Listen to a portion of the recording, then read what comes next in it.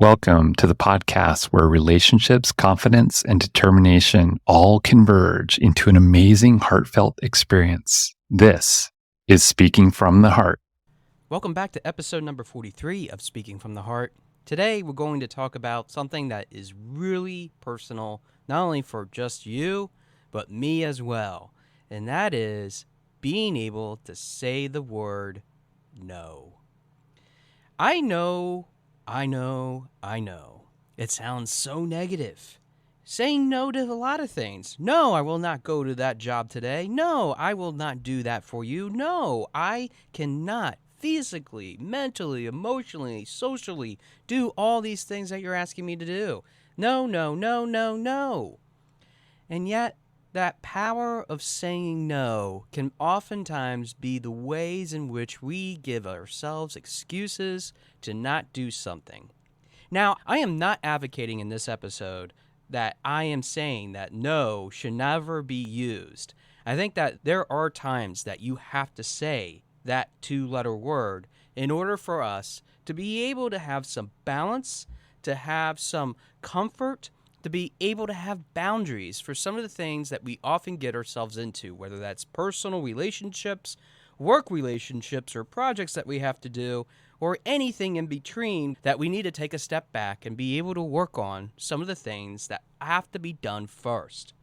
But I feel that many times as a culture, especially in the United States, often use the word no to try to create some of this best version of ourselves, in which we might be thinking, oh, if I just kept saying no to that person, they will eventually go away.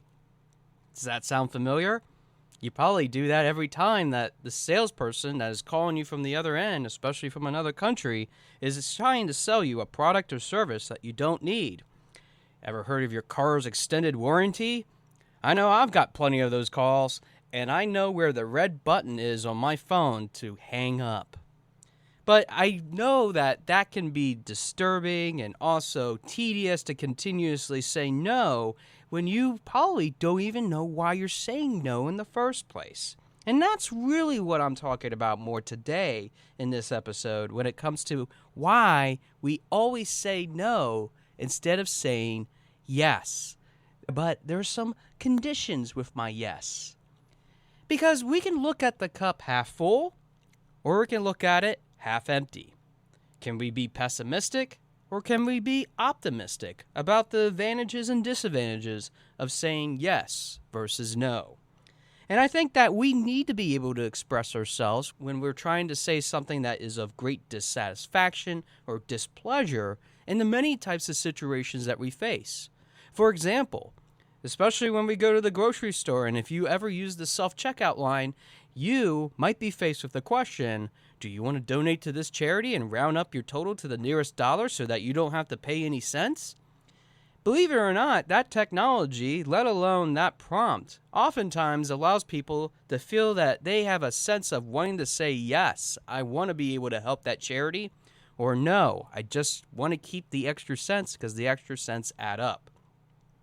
But even if you don't contribute to charity, or you do contribute to charity, it doesn't change who you are. You might be doing it maybe once in a while because, yeah, you're feeling pretty generous today. Or now, you just can't do it today, but maybe down the road.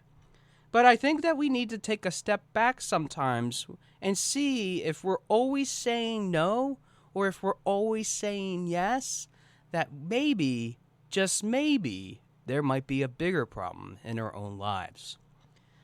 Perfect example of what I've been through in my life includes always saying yes to every single thing that was presented in front of me. Being able to say, I want to be able to do this because I want to be able to prove myself in your eyes, in front of other people.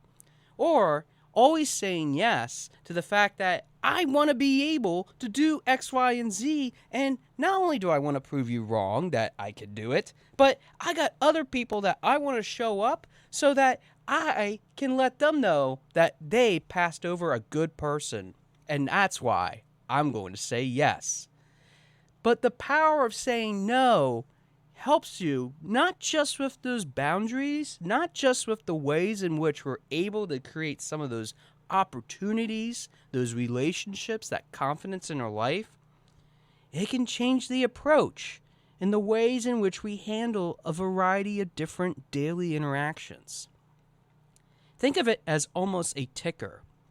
Every time that you put a tick mark on the sheet of paper of the times that you say yes or no, which if you want to do that, even after listening to this episode, definitely do that. You might be surprised by how many times that you say yes and no throughout the day. But you want to be able to understand that there is always an opportunity to say yes, but also don't have that negative connotation that goes alongside of it. And it means being able to understand and provide maybe not just an understanding of who you're talking to, your audience, which I often talk about in my business with my clients that are going through public speaking. How do you frame that message so that it has the effective emotional power and delivery? But you also want to understand who you are exactly talking to. Will they be able to understand the answer of yes or no? Will they be able to understand whether those answers that you do provide are actually creating some of those understandings of what you want to communicate to them? I think that we need to understand as a whole that everybody is different.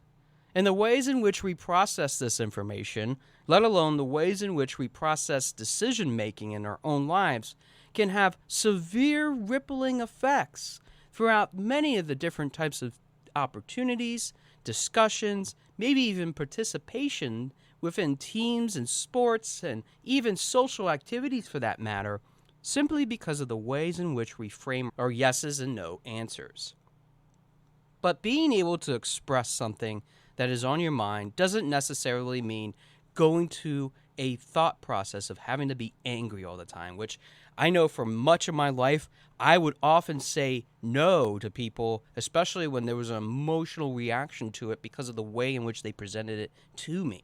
And that was not just because of the autism diagnosis I personally have been provided in my life, but it's also been due to the fact that I've been let down so many different times in my own life of thinking that this is always going to be the answer that I have to give because of what I'm feeling and expressing to others, that I had this default reaction built in every time that prompt came up. Think of it as almost a social script, which if you read about this in psychology books and other things, it's really about having a framework for yourself in order to be able to communicate with a default response. Does that sound familiar? It might, because it also sounds like having a stereotypical response. Now, I don't want to go to that quite of extreme because for some people, having that social script helps them to provide a level of comfort and also being energized to be able to say, I know that things are going to be okay if I just use this prompt. And some people, especially with the way in which our brains operate, need to have that available to them so that they don't have that response that comes back to them and says, yeah, I want to be able to have this response, but I'm going to react in a very negative way as a result. I know that for many of us, we often want to think that saying no can be a liberating feeling, but what if we were able to say yes? But there's a couple things that I want to discuss with you before I say yes. What if we start to say it that way as opposed to just saying flat out no? Because think about the word no. Just a small little word in the English language, which is translated into multiple languages, mostly being shorter in sense, still has a powerful rippling effect that has caused civilizations, let alone different tribes across the world, to go to war over the word no, because of something that is really a powerful word in itself, which could have been framed in a completely different way. Even politicians, diplomats, have to be careful of using the word no, which is why you often hear about this in the news as not really the best response to give. But what if we're able to say in our own lives that, yes, we are willing to help you out, or yes, I am willing to give you that extra change I have in my pocket to that charity of choice, by just simply saying yes. But I also want to say a couple things about this so that you understand why I have some reservations or concerns. I know those are extra words, and it means spending extra time talking about those words. But the point of the matter is this. We have lost sometimes in our ways of talking with others about the ability to create not just the ways in which we can communicate with each other so that we can fully appreciate and understand where we're coming from, but more importantly, I feel that we have lost our way of being able to articulate, to be able to establish points so that we know where that person, place, or thing is coming from, so that we're able to be prepared for what's yet to come. But having that language, having that way in which we're able to talk to others, having that ability to be able to conversate, be able to discuss why we have these different points of view, can certainly go a long way than just simply cutting the discussion off by simply saying that 2-letter word. What if we used the 3-letter word and we're able to also use it in a way that allows us to have a bigger, broader conversation about our differing viewpoints? Let's face it. We sometimes don't know where to even start with that conversation, and that's a whole other topic in itself that maybe we'll explore in a future episode. But what I really want to narrow on is the fact that sometimes we have this duty, this obligation to be able to protect ourselves, and I will always be an advocate for people that have ever gone through such a terrible situation that they need to say no. There might be trauma behind it. There might be reasons as to why, and they might not be completely forefront about what those reasons are. And that doesn't mean that they're less of a person, nor should we give ourselves an excuse to attack or discriminate against them. That is not the reason to be able to use the word no and have these ways of saying that we need to be all-powerful or have the upper hand, as often many leaders, even business leaders for that matter, think that they need to always be on top of everyone else. That is never a good excuse to be able to trample on other people and their viewpoints. Because that has happened to me time and time again, being fat-shamed growing up, along with being harassed about my speech impediment that I had growing up that I still struggle from time to time with, let alone how I process things because of my autism diagnosis. That doesn't mean that I'm excusing that I have all these things, because what I'm doing in my own life, as even a coach for that matter, is learning how to adapt and to grow into those different perspectives. That is what true understanding of using the word yes means.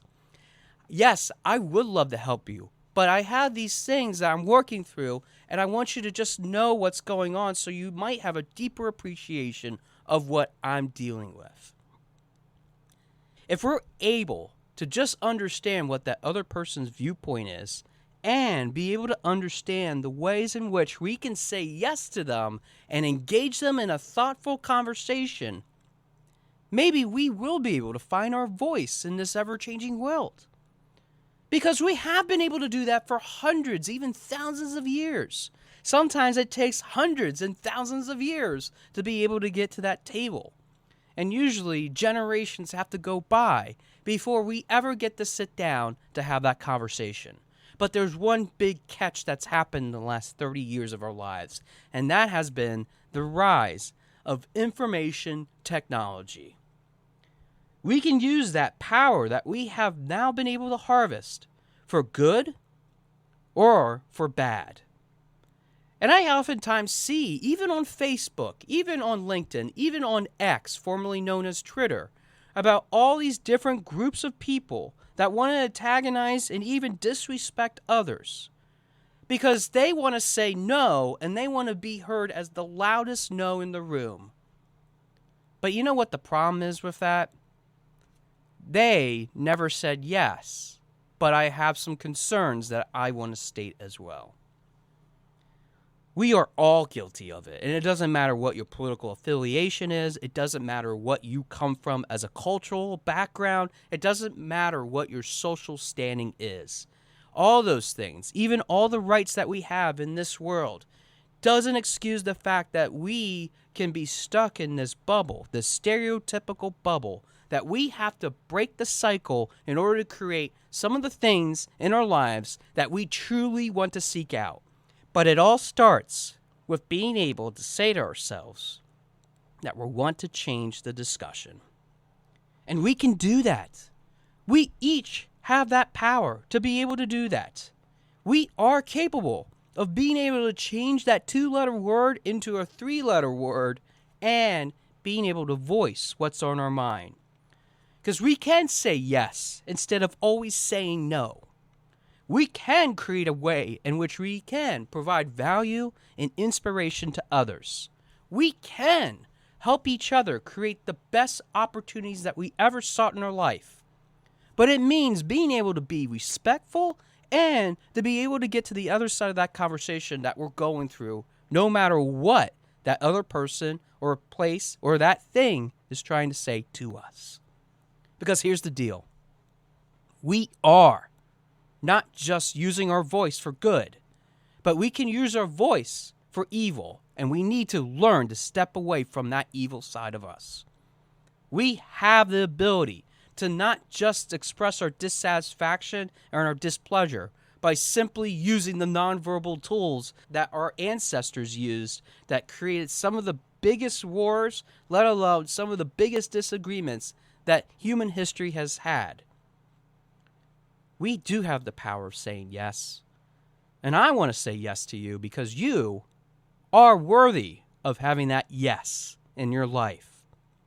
I want to be able to say to you that you can inject that personal touch of positivity that is desperately needed because you're worth it. And I think you are worth saying yes to, even if I might have some disagreements along the way. And I am okay with that, as long as you're willing to open your mouth, to open your mind, and to open your soul. Because if you're able to do that, the power of yes will always win, every single time. Thanks for listening to episode number 43 of Speaking from the Heart, and I look forward to hearing from your heart very soon. Thanks for listening. For more information about our podcast and future shows, search for Speaking from the Heart to subscribe and be notified wherever you listen to your podcasts. Visit us at www.yourspeakingvoice.biz for more information about potential services that can help you create the best version of yourself. See you next time.